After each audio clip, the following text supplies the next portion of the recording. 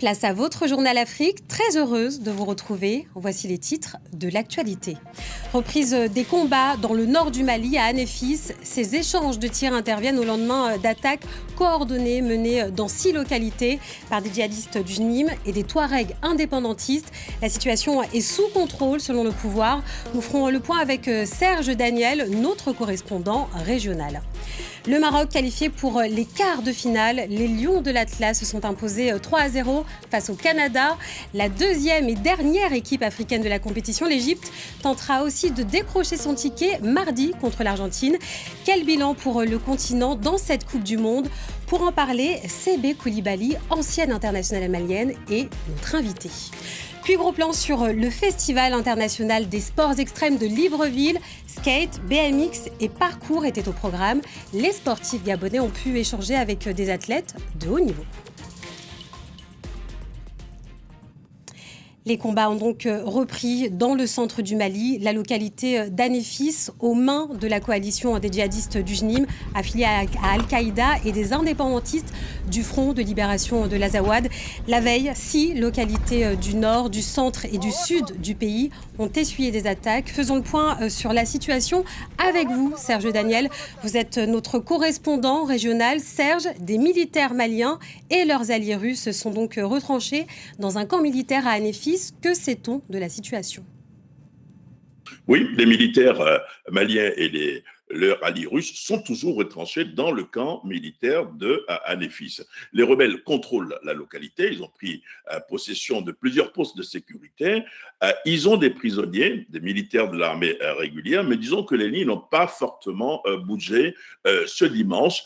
Il y a eu une tentative d'hélicoptère d'atterrir dans le camp pour aider les militaires maliens et les Russes.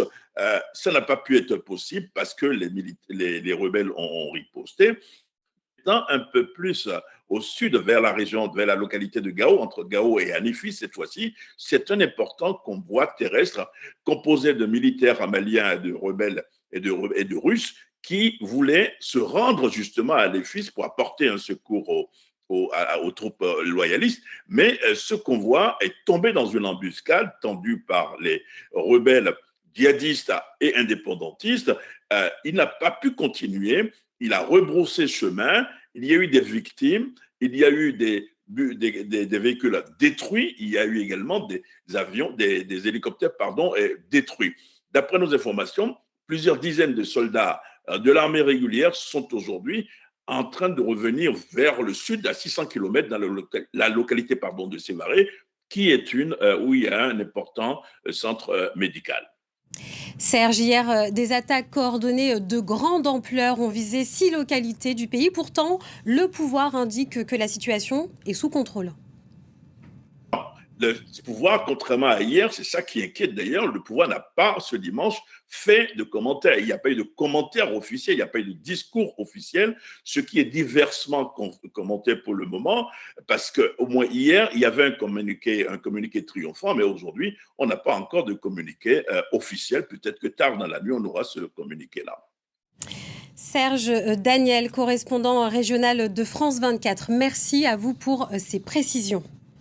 On en vient au sport. Le Maroc est donc qualifié pour les quarts de finale de la Coupe du Monde. Les Lions de l'Atlas ont donc remporté leur match 3-0 contre le Canada. Parlons de ce résultat et puis globalement de ces équipes du continent avec Sébé Koulibaly, internationale malienne. Bonsoir Sébé. Bonsoir tout le monde. Alors le Maroc est qualifié pour les quarts de finale. Ils ont fait une prestation solide. Une prestation très solide avec un début de match assez compliqué dans les 30 premières minutes. Et c'est vrai qu'après la seconde mi-temps, on a vu une équipe très solide, une équipe qui a su aller chercher le score. Et dès que le compteur a été lancé, on a vu une équipe qui a déroulé, qui a réussi à remporter 3-0 face à cette équipe du Canada. Alors le prochain match des Lions de l'Atlas, ce sera donc contre les Bleus, contre les Français.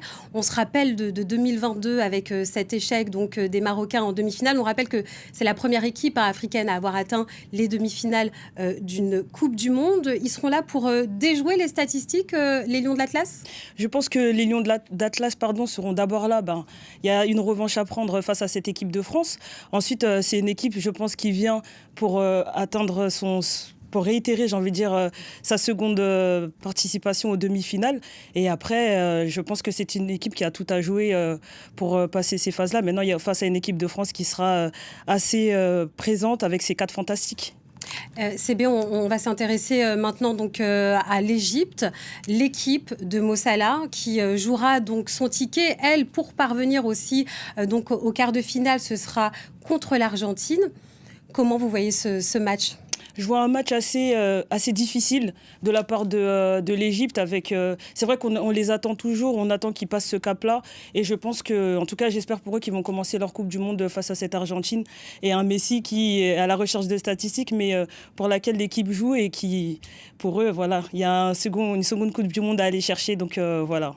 Vous restez avec nous, c'est bien. On va s'intéresser maintenant donc au Cap-Vert, accueillis comme des champions.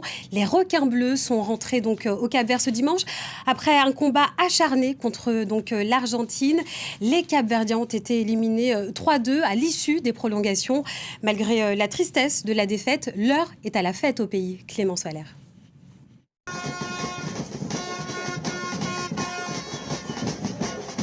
Drapeau en main, chants et applaudissements. Sur le tarmac de l'aéroport Nelson Mandela, des centaines de supporters capverdiens attendent leur héros.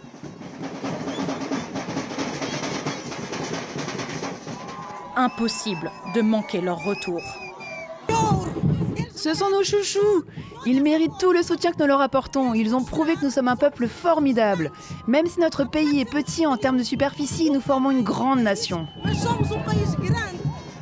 Pour leur première participation à une Coupe du Monde, les requins bleus ont signé l'un des plus beaux parcours du tournoi. Après avoir franchi la phase de groupe sans connaître la moindre défaite, ils ont réussi à tenir tête à l'Argentine, championne du monde en titre. Ils ont poussé les albicélestes dans leur dernier retranchement avant que ces derniers n'arrachent une victoire 3-2 sur le fil du rasoir à l'issue des prolongations. Ce que le Cap-Vert a réussi à faire tout au long de cette Coupe du Monde, non seulement pour les spectateurs américains, mais aussi partout dans le monde, nous avons donné une image dont le Cap-Vert peut être fier et nous devons nous en réjouir.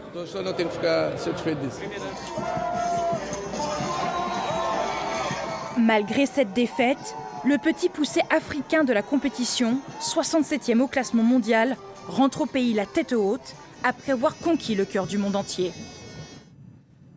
CB, c'était tout simplement une belle aventure de ce mondial pour les Capverdiens. Une très belle aventure, une équipe qui a su montrer de belles choses.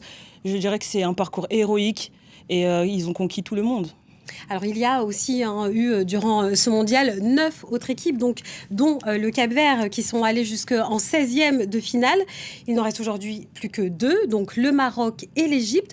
Comment expliquer cette hécatombe ? Je pense que le Maroc, en tout cas, a enfin compris ce complexe d'infériorité-là que les équipes africaines ont tendance à avoir. Le Maroc, aujourd'hui, a compris que c'était plus un exploit tout ce qui se passait. Le Maroc a compris qu'il avait les armes pour aller titiller les plus grands. Et aujourd'hui, ils font partie, pour moi, des 7 meilleures équipes, puisqu'au classement, ils font partie du top 10. Et CB, donc l'entraîneur de la Belgique, Rudy Garcia, donc, a fait une déclaration qui a créé donc, la polémique. On va la voir s'afficher. On connaît ces équipes-là, dit-il en parlant donc, du Sénégal. Elles perdent leur structure tactique vers la fin du match.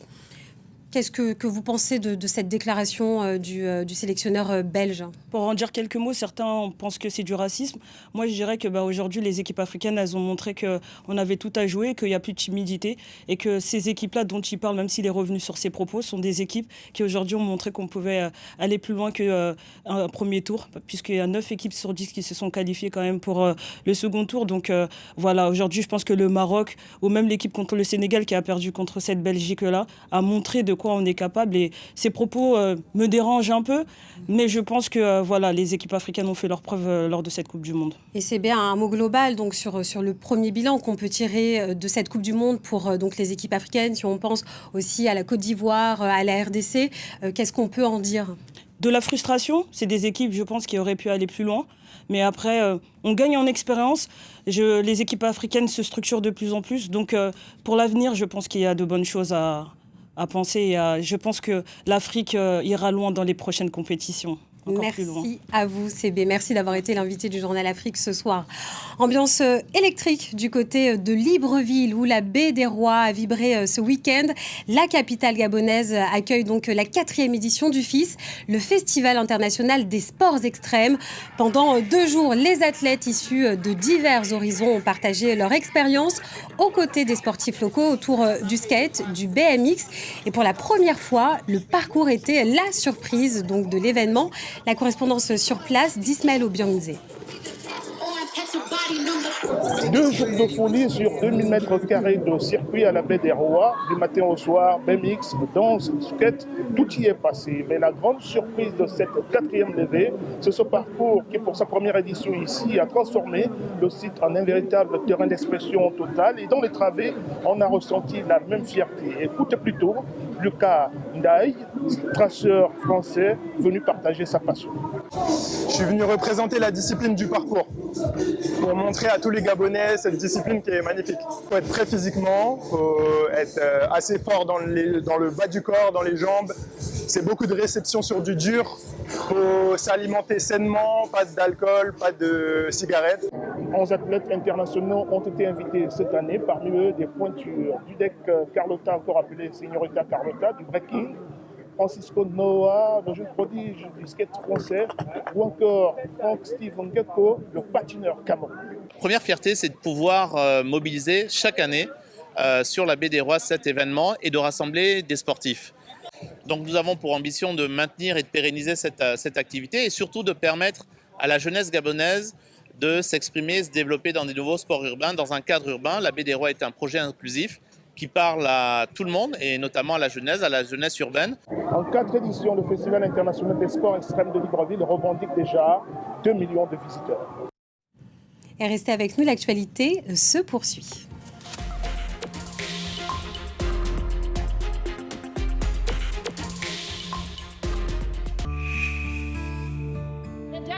Signed here on August 2nd, 1776. 250 ans après son indépendance, Donald Trump veut marquer l'histoire des États-Unis. L'administration Trump a tenté d'effacer ce lieu. L'objectif de la Maison-Blanche est clair, imposer sa vision de l'Amérique.